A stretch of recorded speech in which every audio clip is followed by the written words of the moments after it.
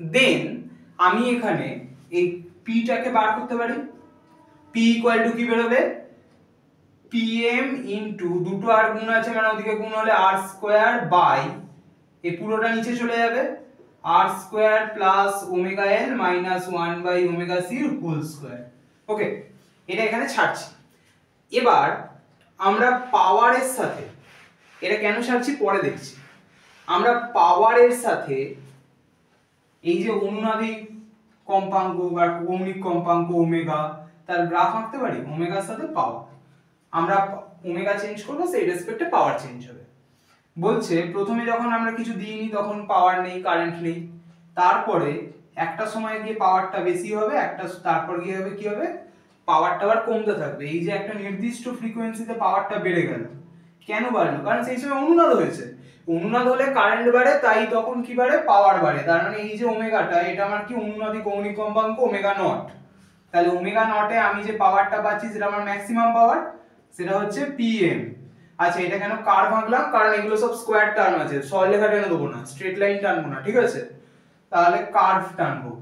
তাহলে এবার বলছে আমি এমন একটা জায়গা তো পাবো, এমন একটা পয়েন্ট, এটা আমার অরিজিন। ওকে, তো এমন একটা পয়েন্ট পাবো যেখানে আমার পাওয়ারটা ম্যাক্সিমাম পাওয়ারের থেকে হাফ হবে, pm/2। তাহলে সেখানে আমি যদি ওমেগার একটা স্ট্রেট, মানে ওমেগা অক্ষের প্যারালাল করে একটা যদি স্ট্রেট লাইন টানি, তাহলে বেসিক্যালি আমার দুটো পয়েন্টে কাট করবে না, তার মানে আমি দুটো ওমেগা পাবো। তো মানে একটা ওমেগা পাচ্ছি ধরলাম ওমেগা 1 আর একটা ওমেগা 2, মানে আমি দুটো ওমেগা পাচ্ছি যার রেসপেক্টে আমি ম্যাক্সিমামের পাওয়ারের হাফ পাচ্ছি, মানে হাফ পাওয়ার পাচ্ছি। এই যে দুটো ওমেগা পাচ্ছি, এদের কে বলে হাফ পাওয়ার ফ্রিকোয়েন্সি, মানে এদের জন্য একটা করে ফ্রিকোয়েন্সি আছে তো f1 বাই f2, যাকে 2 পাই দিয়ে গুণ করলে আমি ওমেগা 1 বা ওমেগা 2 পাচ্ছি।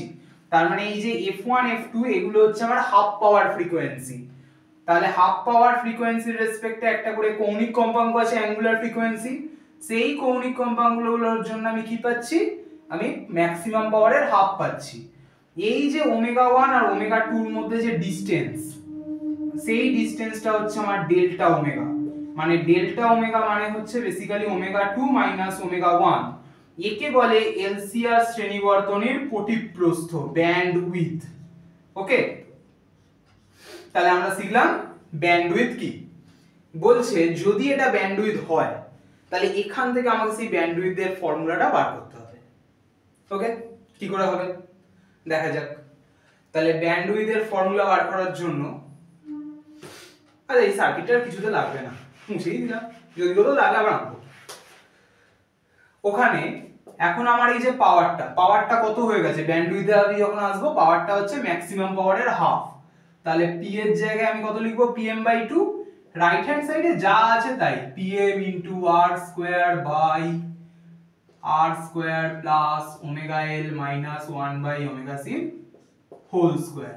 ওকে, তো দুদিক থেকে pm টা যদি কেটে দিই, দিয়ে কোণাকুণি গুণ করে দিই, তাহলে কি হবে, 2r square equal to r square plus omega l minus 1 by omega c whole square.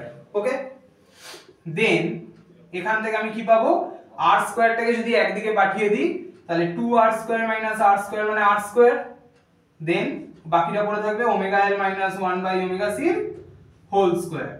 আচ্ছা, এখান থেকে যদি r বার করি তাহলে প্লাস মাইনাস আসবে, plus minus omega l minus 1 by omega c whole স্কয়ারটা থাকবে না।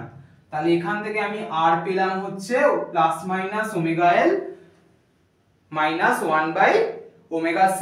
ওকে, এবার এখান থেকে আমাকে ব্যান্ডউইথে আসতে হবে। কি করে আসবো, এদিকটা মুছি কারণ এদিকটা আমার লাগবে না।